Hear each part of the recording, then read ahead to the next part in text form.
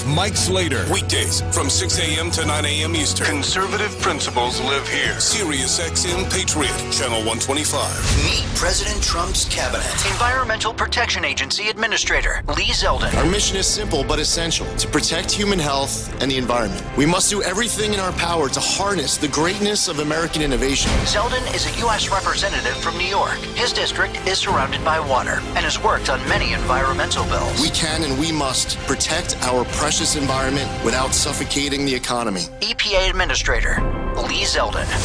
This is Sirius XM Patriot. Personal responsibility is a conservative value. Andrew Wilkow. If you're going to live in a free society, you and you alone have to be responsible for your actions. If you don't want people controlling your behavior, then you have to be prepared to deal with the outcome of how you behave. That is a component of living in a free society. Conservative principles live here. The Wilkow Majority. Weekdays from noon to 3 p.m. Eastern on Sirius XM Patriot, Channel 125. Meet President Trump's cabinet. Secretary of Housing and Urban Development Scott Turner. We have a housing crisis in our country. We have a homelessness crisis in our country. Turner is a former NFL player who became a businessman and politician. He was part of the Opportunity Zones mission in Trump's first administration. We're not building enough housing. We need millions of homes, multifamily, single family, condo, manufacturing housing, you name it. Secretary of Housing and Urban Development Scott Turner. This is Sirius XM Patriot. Truth is the authority. All right, first thing, bring your A game because I'll take nothing less. We're going to have an open and honest discussion, but the facts matter. Let's talk about the people. It's common sense. It's principles and policies that work for everybody. I just want to talk about how to fix this country. The David Webb Show.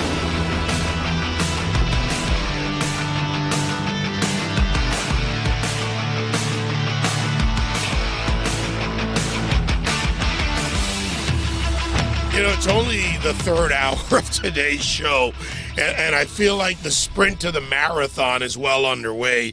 1 p.m. today, I'll be co-hosting the second hour of the Big Money Show on Fox Business, and then tonight co-hosting on The Bottom Line on Fox Business at 6 p.m. A lot going on. It's going to be that rhythm all week long. So now you're in on the gag, as I like to say sometimes. Right now, I actually get to play judge, and let me explain that to you. Because if you were to walk into court a few minutes late, the judge might just say, Mr. Razor, would you please explain your absence before the court? And that's about all I get to play as a judge because I would make a lousy judge. Okay, I turn to my colleague here and let him speak for me. So a lawyer throws the other lawyer under the bus. I'm invoking the fifth for Razor, all right? No, all kidding aside, in the studio with me, my friend Stephen Razor, Thomas Kenniff. That's the formal introduction. And along with that formal introduction, the attorneys who are the founders of Kenniff and Razor. I think I got that right, didn't I? Razor and Kenniff. But I'm not, who am I to say? Yeah, now I'm really just messing with you. It's because you came in. I know. Anyway, you, of course, will remember these guys prior. They defended Daniel Penny successfully and now involved in another big case in Alabama. But one, thanks for coming in. It's kind of good to say, man, how many years has it been? Well, it's been a long time since I've actually seen you in person. In person, right? yeah. You and I go back so to the old far. strategy room. The old strategy room. It's a good time. Right. Tom, the carrot, man, the carrot. The strategy room carrot. Oh, yeah. So, guys, let's start with Daniel Penny. For everyone out there listening, how's he doing? What's going on? I think he's about to enter a higher tax bracket than his attorneys. That's how he's doing. So you really did a great job. He's doing well. He's doing well. He's doing well. We talk to him frequently. Actually, next week, right? I think. Yes, next week. Next Wednesday, we've been invited with him. Of course, he's the main event to be honored at Iwo Jima Day at State Hall in Boston. So we're going to be taking it on the road for that. Should be a great day. Of course, the real honorees are the World War II veterans, and this is a great tradition they do. So he's doing well. He's adjusting to life outside the confines of the criminal justice system, which is a nice place to be. Yeah, it's absolutely great to see that, and kudos to you two, to the entire team. Thank you. That really, stepped up to do this. I mean, the people backed you, but that's not what happens in court. The facts backed you, and that played out. And frankly, it's good to hear him being honored, because like a lot of those great Iwo Jima conquerors, as they are, and so few left, he had to go out and fight a big battle that means more than just his battle, in my opinion, because this is about a fundamental issue in this country: the ability and the right to defend yourself and to defend your fellow man. Right. And that's exactly what was on trial. Unfortunately, that's what it came down to. I mean, obviously, our main concern was making sure that Danny didn't see a day in jail, because that is exactly what the district attorney was going to be looking for in this case. So we needed to stand up for Danny the way that he stood up for those people on that train. And the great thing to see was that as much as Danny stood up for them, well, they came right into court and stood up for him too. And that's really what made the difference in this case, was hearing from them the terror, the fear for their lives, and how thankful they were for Danny stepping in and saving them. All right, let's go to Alabama now, because now you're involved in another case, this one in Alabama, and it is a stand your ground case, as it's referred to. Razor and Kenniff, the firm of Razor and Kenniff, working with Keith Sullivan in DeKalb County, Alabama. First, who wants to take the lead on this? What happened here? Let's give the summary. Yeah, so it's a lot to unpack, but to put it succinctly, Keith Sullivan is a family man. He's got a wife. He, at the time, his daughter was 16. She's now 18. He's lived an impeccable life. He's an accomplished musician. He's been around the country with his music. Decided that, look, he wanted to come back to his roots, to DeKalb County, Alabama, a very rural part of the state up in the northeast quadrant. He bought some land, built a home. There is the deceased in this case, an individual, his name was Greg Bagwell, was a career criminal and local menace. This is somebody who was a drug seller, a drug user, a meth fiend, a known arsonist. A few years ago, he was in a armed standoff with the local sheriffs when he was shooting at his neighbor's home. The police showed up. Shots continued. They'd actually had to use tear gas to get him out of his home. He'd burnt down his own home months before, which is why he was living in a trailer off Keith Sullivan's property. On the day in question, the police had been called out to deal with Bagwell twice. There were gunshots heard coming from his property. You could hear him audibly on Keith Sullivan, our client's own home surveillance cameras, which had audio, motion-activated audio, making threats, talking about bullets, saying how he's not going back to jail tonight. And unfortunately, the very last thing the police did when Keith himself called at about 12:30 in the morning, because he was so afraid of what this guy might do, after they go deal with the deceased Greg Bagwell and for reasons unknown don't arrest him, they go right to Keith Sullivan's house. Bagwell had been pressing the police as to, hey, who called on me? Was it that married couple, obviously indicating Keith Sullivan and his wife? Police say they didn't reveal that, but by going right to our client's house, then they outed them. And then a half an hour later, Bagwell's on our client's porch at 2 a.m., leering in the windows. Our client comes out and confronts him. He gives evasive answers as to why he is there. He turns, he reaches for his pocket. At that point, the client takes out his 9mm that he uses for self-defense and shoots Mr. Bagwell, and he dies.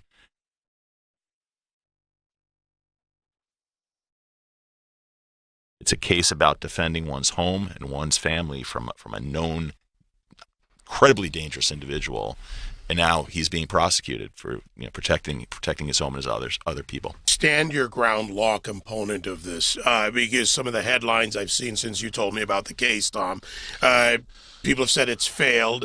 What's going on here, Steve? Well, I mean, we know that he has the right to protect his family, and he does not have to retreat, especially on his own property. There was a hearing held on this very issue as to whether or not he was within his rights to defend himself. And, unfortunately, the hearing didn't go his way, but it was only one judge that made the decision. And of course, the standard is not what it will be at trial. The standard at trial will be much more favorable to our client. So it's not really indicative in any way as to what will happen at trial. But the case could have gone away very quickly at this hearing, and we would have liked to have seen that happen because it would have been the right thing to do. Because oftentimes in cases like this, the damage is already done when you make the arrest of these individuals that are just exercising their rights to protect themselves and their family. But, even worse, to drag this poor man into court and have to go through trial and, hire a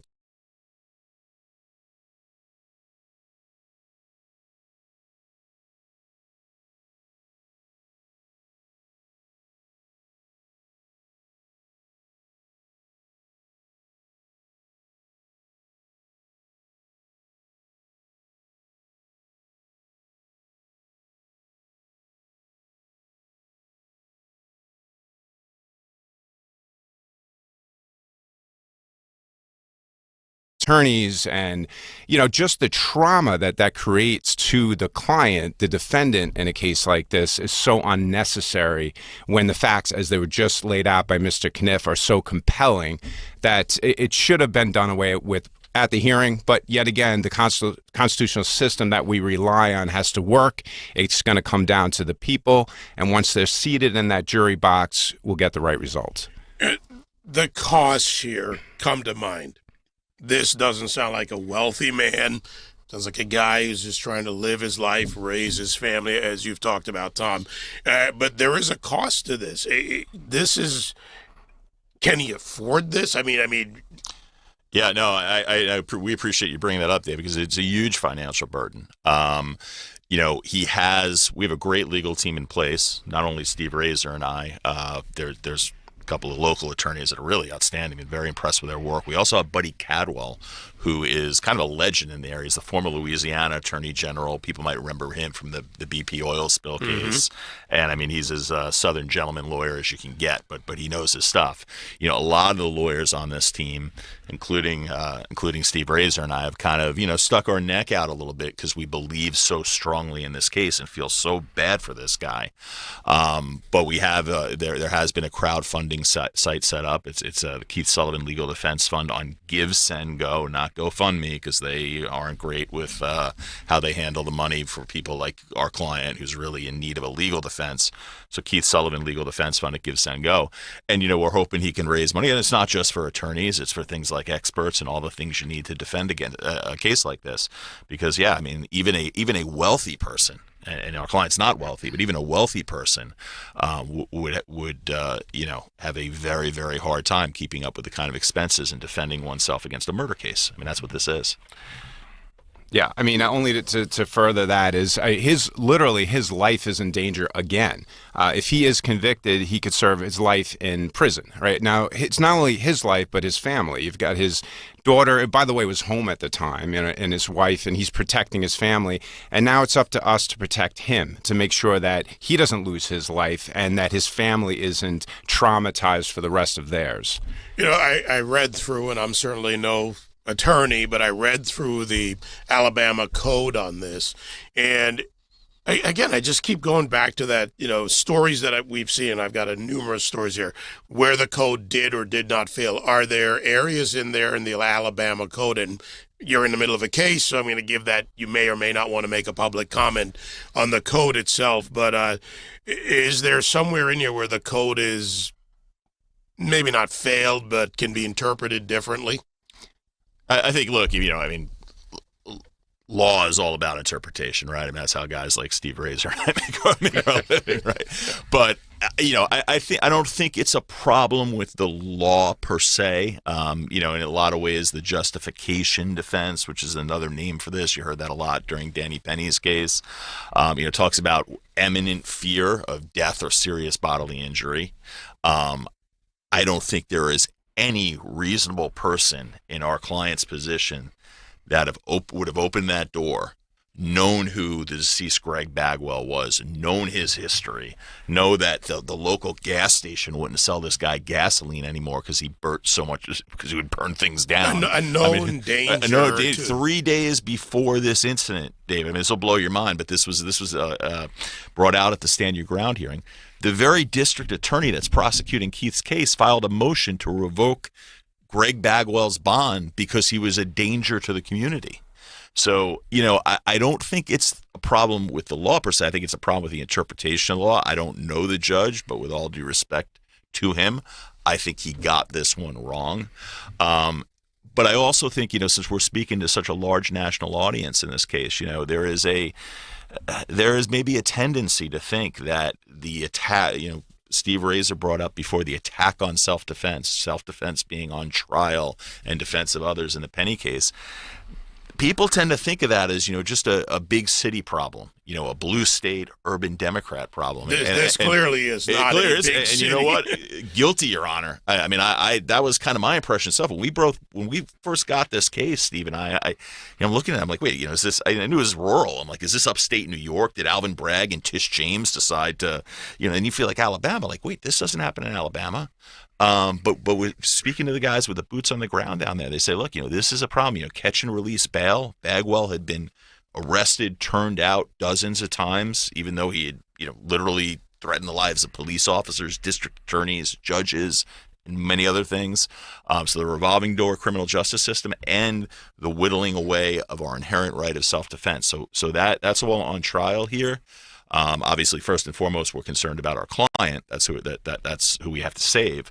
But the country, in hearing about this case, should really realize that this has national implications, and everybody who can should try and get involved in some way. Well, I mean, clearly, just going back to Daniel Penny, that had, I would say, bigger than national implications. Sure, right. The attention was worldwide for 18 months to this.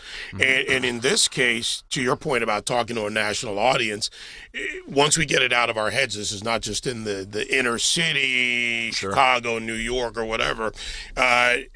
Could this be another one of those cases that gets people thinking, Razor? That's what I'm thinking. Do people start paying attention to the attack on their rights?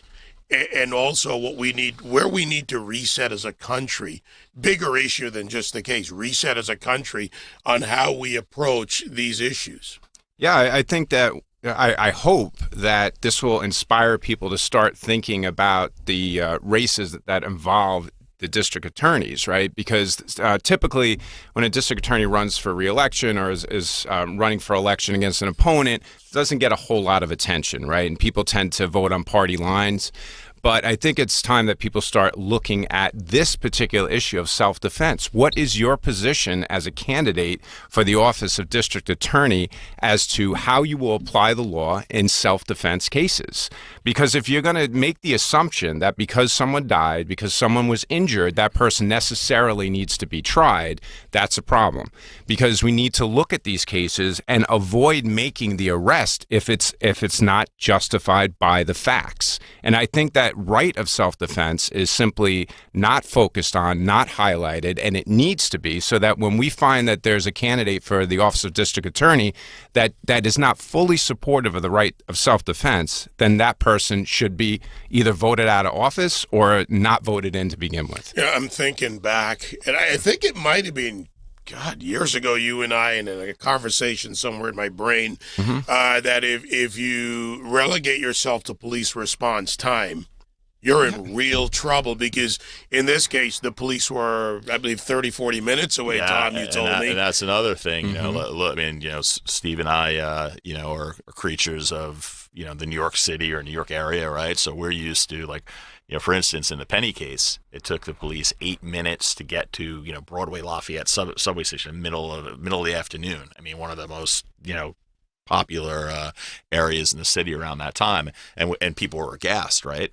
And rightfully so. But in this case, we talked to Keith Sullivan. He's like, look, you call the sheriff's department, or you call 911. Actually, he would call the sheriff's department directly sometimes because the response was slightly quicker. Mm-hmm. But still, about half an hour, 40 minutes. I mean, and that's how a lot can happen. A lot. That's how it is in a lot of areas of the country. Not everybody's living in a metropolitan area, and the police precinct isn't up the block.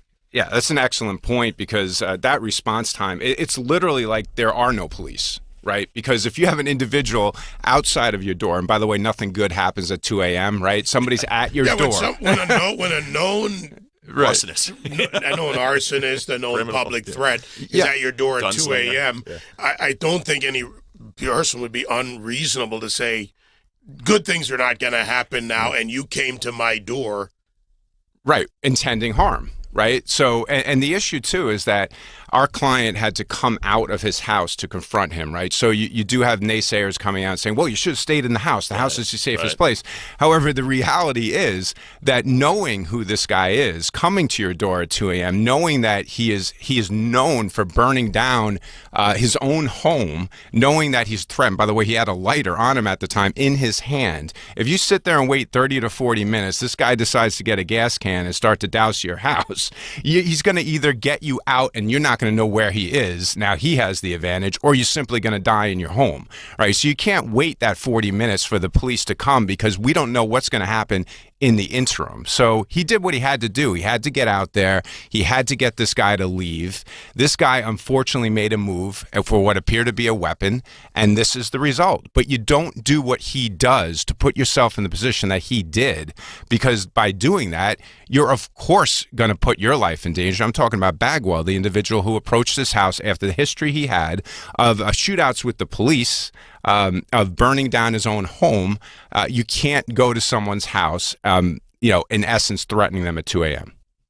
Yeah, you can't do it. And there was gas cans in the area. We'll talk more about that at trial, I'm sure, if this case unfortunately has to go to trial. But yeah, there was no playing possum here. I mean, there was no, lock the door, have your weapon at the ready. Right. This is a guy that had a known history of torching homes. And the unknown of you don't know at 2 a.m. what this person might do. Absolutely.